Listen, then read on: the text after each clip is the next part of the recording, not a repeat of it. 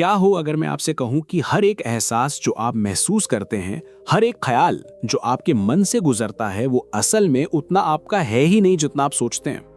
क्या हो अगर मैं आपसे कहूं कि अभी इसी पल कुछ अदृश्य शक्तियां आपकी ऊर्जा को, आपकी चेतना को एक दिशा दे रही हैं और आपको इसका अंदाजा तक नहीं है। ये शक्तियां आपके मन में इच्छाएं जगा रही हैं, आपके फैसलों पर असर डाल रही हैं और धीरे धीरे आपकी शक्ति को निचोड़ रही हैं। ज्यादातर लोग अपनी पूरी जिंदगी एक गहरी नींद में ही गुजार देते हैं, ये सोचते हुए कि जो कुछ भी हो रहा है वो बस किस्मत, हालात या मेहनत का खेल है। लेकिन जिन्होंने शिव के उस प्राचीन छुपे हुए ज्ञान को जान लिया है, वो एक ऐसा सत्य जानते हैं जिसे इस दुनिया से बुला दिया गया है या शायद जानबूझकर हमारी याददाश्त से मिटा दिया गया है। वो सत्य ये है, सब कुछ ऊर्जा है और ऊर्जा को प्रभावित किया जा सकता है, उसे एक दिशा दी जा सकती है। ये कोई आध्यात्मिक प्रवचन या सिर्फ कहने की बातें नहीं है। हम एक असली शक्ति की बात कर रहे हैं, एक ऐसे अदृश्य स्पंदन की जो हर चीज में बहता है, आप में, आपके विचारों में, आपके शब्दों में और आपके चारों ओर की इस दुनिया में। ये ऊर्जा ठीक वैसे ही ब्रह्मांड के नियमों पर चलती है जैसे गुरुत्वाकर्षण का नियम। बस ये नियम बहुत ज्यादा छिपे हुए हैं क्योंकि इनमें शक्ति है। क्या आपने कभी ध्यान दिया है कि कुछ लोगों के पास बैठते ही आपकी सारी एनर्जी खींच जाती है बिना एक शब्द कहे, या कुछ जगहें आपको अंदर से थका देती हैं जबकि कुछ जगहों पर जाते ही आप अच्छा महसूस करने लगते हैं। क्या आपने कभी अचानक खुद को थका हुआ, कंफ्यूज्ड या बेचैन महसूस किया है, जैसे आपके ऊपर किसी अदृश्य बादल का साया हो? ये कोई इत्तेफाक नहीं है, ये ऊर्जा का हेरफेर है और ये आपकी सोच से कहीं ज्यादा आम और खतरनाक है। इस वीडियो में हम सतह के नीचे छिपे उस गहरे और चुनौतीपूर्ण सच को उजागर करने जा रहे हैं। आपके आसपास की ऊर्जा और जो ऊर्जा आप बाहर भेजते हैं वो हमेशा बदल रही है, और अगर आप इसे होशपूर्वक नियंत्रित नहीं कर रहे हैं तो कोई और कर रहा है। हम उस प्राचीन ज्ञान को उजागर करेंगे जो दिखाता है कि कैसे मिस्र, वैदिक ऋषियों और यहाँ तक कि स्वयं आदि योगी शिव ने ऊर्जा को एक पवित्र भाषा के रूप में देखा। हम ये भी दिखाएंगे कि कैसे समय के साथ इस ज्ञान को तोड़ा मरोड़ा गया और कैसे आप इसे वापस पाकर अपनी ऊर्जा की रक्षा कर सकते हैं, अपने स्पंदन को ठीक कर सकते हैं और अपनी जिंदगी को अंदर से बदल सकते हैं। क्योंकि ये सब जानकारी नहीं, ये एक याद है। आपकी आत्मा इस सच को पहले से जानती है, बस उसे याद करने का इंतजार है। तैयार हो जाइए। जो आप सीखने जा रहे हैं वो ना केवल दुनिया को देखने का नजरिया बदल सकता है, बल्कि आपकी पूरी हकीकत को बदल सकता है। मानवता की शुरुआत से ही जो लोग ऊर्जा के साथ काम करना जानते थे, उन्हें पुजारी, ऋषि, योगी और राजाओं के रूप में सम्मान दिया जाता था। आदि योगी शिव, जो पहले योगी थे, उन्होंने ही सबसे पहले इस विज्ञान को पूरी तरह समझा कि कैसे इंसान अपनी ऊर्जा को रूपांतरित करके अपनी सीमाओं से परे जा सकता है। प्राचीन सभ्यताओं में जहां ये माना जाता था कि दिखने वाली दुनिया तो हकीकत का एक छोटा सा हिस्सा है, वहां ऊर्जा पर महारत हासिल करना ही परम शक्ति थी। प्राचीन मिस्र में मंदिर सिर्फ पूजा की जगहें नहीं थीं, उन्हें इस तरह से डिजाइन किया गया था कि वह धरती और ब्रह्मांड की ऊर्जा को एक जगह केंद्रित कर सके। वहां के पुजारी जानते थे कि इंसान की आवाज अगर सही इरादे और लय के साथ बोली जाए तो शरीर और वातावरण दोनों के ऊर्जा क्षेत्र को बदल सकती है। शब्द सिर्फ बातचीत का माध्यम नहीं थे, वे सृजन का औजार थे।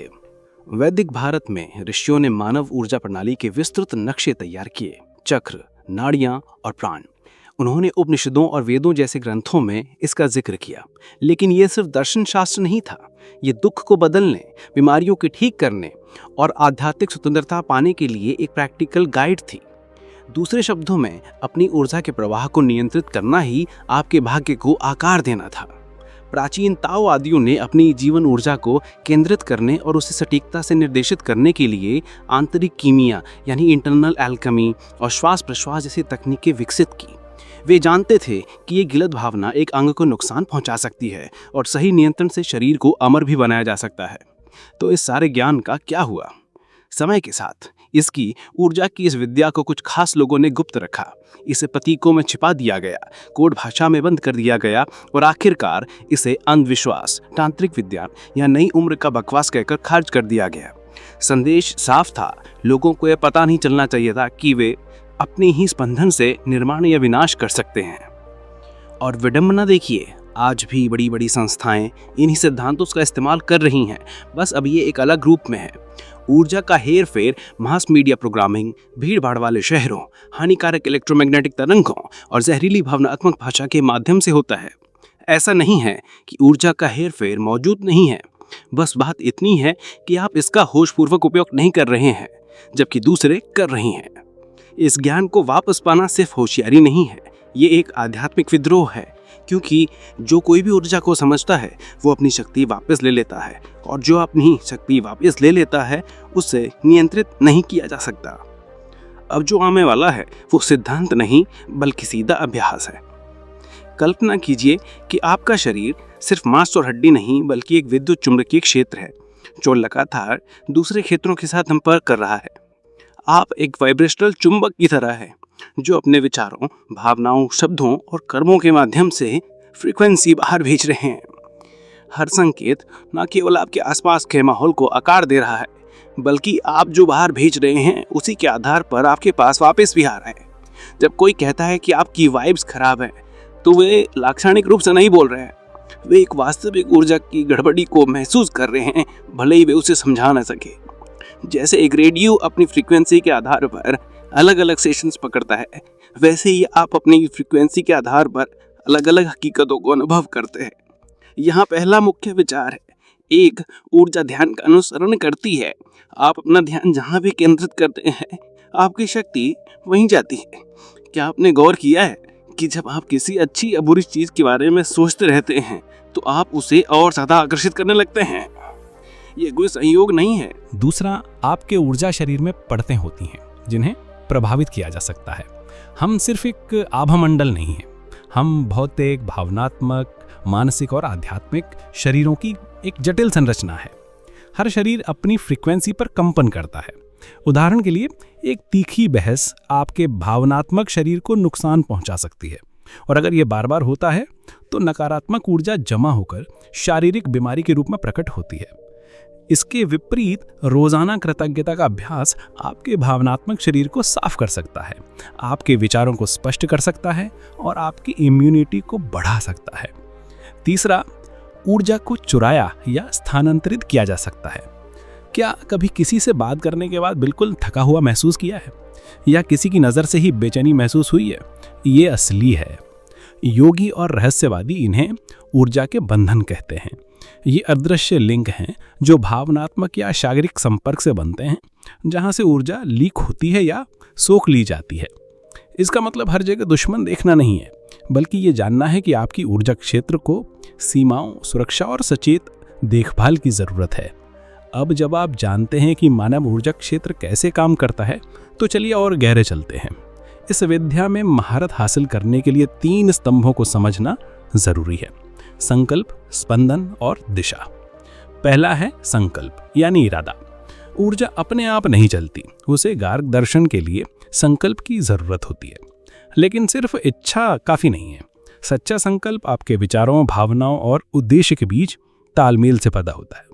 मान लीजिए आप स्वास्थ्य को आकर्षित करना चाहते हैं, लेकिन आप डर महसूस करते हैं और मन ही मन शक करते हैं कि आप इसके लायक हैं, तो आपकी ऊर्जा मिले जुले संकेत भेजती है और कुछ भी पूरी तरह से काम नहीं करता। लेकिन जब आपके विचार, भावनाएं और विश्वास एक सीध में होते हैं, तो आपका संकल्प शीशे की तरह साफ और शक्तिशाली हो जाता है। दूसरा है स्पंदन यानी फ्रीक्वेंसी। गुस्से में कहा गया एक शब्द दया से कहे गए उस शब्द से अलग कंपन करता है। जिस कमरे में लड़ाई हुई हो, वो उस कमरे से अलग फ्रीक्वेंसी रखता है जहां ध्यान किया गया हो।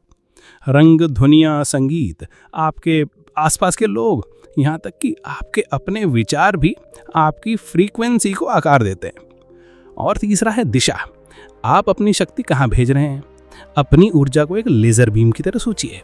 जब ये बिखरी हुई होती है तो ये एक कमजोर टॉर्च की तरह होती है, लेकिन जब इसे स्पष्ट संकल्प और फ्रीक्वेंसी के साथ केंद्रित किया जाता है, तो आप वास्तव में हकीकत को बदल सकते हैं। यहीं पर सुरक्षा का महत्व आता है। अगर आप होश पूर्वक अपनी ऊर्जा को बाहर प्रोजेक्ट नहीं करते हैं, तो ऊर्जा आप पर प्रोजेक्ट की जाएगी। ये जानना कि ऊर्जा का हेरफेर वास्तविक है, आपको डराने के लिए नहीं, बल्कि आपकी जागरूकता बढ़ाने के लिए है। अदृश्य दुनिया से डरने की नहीं, बल्कि ये पहचानने की जरूरत है कि आप हर समय उसी में जी रहे हैं। यहाँ कुछ व्यवहारिक कदम दिए गए हैं जिनको उपयोग आप आज से ही अपनी ऊर्जा को मजबूत करने और अनजाने हेरफेर से बचने के लिए कर सकते हैं। 1. दिन के अंत में अपनी ऊर्जा क्षेत्र को साफ करें। आप समुद्री नमक के पानी से स्नान कर सकते हैं, अपने शरीर के चारों ओर धूप या अगरबत्ती घुमा सकते हैं, या कल्पना कर सकते हैं कि प्रकाश का एक झरना आपके ऊपर बरस रहा है और हर उस चीज़ को बहा जा रहा है जो आपकी नहीं है। 2. इरादे से सांस लें। हर दिन 3 गहरी सांसें लें। हर सांस के साथ कल्पना करें कि आप शुद्ध प्रकाश अंदर खींच रहे हैं। हर सांस छोड़ने के साथ तनाव, भय और बाहरी विचारों को बाहर निकाल दें। 3. अपने शब्दों पर ध्यान दें। कमी, शिकायत या लाचारी की भाषा से बचें। मैं नहीं कर सकता को मैं करना सीख रहा हूँ से बदलें। आप जैसे बोलते हैं वैसा ही आपका स्पंदन बनता है। 4. ऊर्जा सुरक्षा की कल्पना करें। घर से निकलने से पहले कल्पना करें कि एक चमकदार, मजबूत सुनहरा गोला आपके शरीर के घिरे हुए है। 5. अपने वातावरण को ध्यान से चुनें। हर जगह ऊर्जा के हिसाब से अच्छी नहीं होती। अपनी अंतरात्मा पर भरोसा करें। अगर कोई जगह अजीब लगती है तो वहां से हट जाएं। आपकी ऊर्जा कीमती है। सदियों की भूल के बाद वो सच वापिस आ रहा है और आप जो इसे देख रहे हैं यहाँ संयोग से नहीं है। आप एक गहरी, अधिक शक्तिशाली हकीकत के लिए जाग रहे हैं। आप ऊर्जा हैं। आप ऊर्जा को आकार देते हैं। आप ऊर्जा के सागर में रहते हैं। यह आपसे बाहर कुछ नहीं है। ये आपकी मूल भाषा है। और यहाँ सबसे कठिन सच ये है कि अगर आप अपनी ऊर्जा को आकार नहीं देंगे तो कोई और देगा, क्योंकि ऊर्जा का शून्य मौजूद नहीं होता। जहाँ लापरवाही होती है वहाँ बाहरी प्रभाव होता है। जहाँ बेहोशी होती है वहाँ प्रोग्रामिंग होती है। लेकिन जब आप जागते हैं तो आप वो वापस ले लेते हैं जो आपसे छीन लिया गया था। बनाने की शक्ति, अपनी फ्रीक्वेंसी तय करने का अधिकार और वास्तव में जो आप हैं वो होने की स्वतंत्रता। आपके बाहर किसी भी चीज़ में आपसे ज़्यादा शक्ति नहीं है जब आप खुद को याद करने का चुनाव करते हैं। तो मेरा सवाल ये है कि क्या आप एक बिना दिशा की ऊर्जा सोखने वाले स्पंज की तरह जीवन में भटकते रहेंगे, या इस ज्ञान का उपयोग अपने केंद्र को खोजने, अपने स्पंदन को बढ़ाने और बदलाव के लिए एक सक्रिय शक्ति बनने के लिए करेंगे? अगर इस वीडियो ने आपकी आँख खोली है तो एक्शन लें। इस चैनल को सब्सक्राइब करें ताकि आपको ऐसी और शिक्षाएं मिल सकें जिन्हें साझा करने की हिम्मत कम लोग करते हैं। अगर कुछ आपके दिल को छू गया हो तो वीडियो को लाइक करें और इसे किसी ऐसे व्यक्ति के साथ साझा करें जिसे अपनी छिपी शक्ति को याद करने की ज़रूरत है। क्योंकि जब आप जागरूकता बांटते हैं तो आप खोते नहीं, आप उसे कई गुना बढ़ाते हैं। और आपके द्वारा फैलाए गए ज्ञान के हर कण के साथ आपकी अपनी ऊर्जा ऊपर उड़ती है। इसे याद रखें, आपका ऊर्जा क्षेत्र ब्रह्मांड में आपका हस्ताक्षर है। इसे वैसे ही चमका है जो आप वास्तव में हैं, एक उज्जवल, संप्रभु, जीवंत, जागृत प्राणी।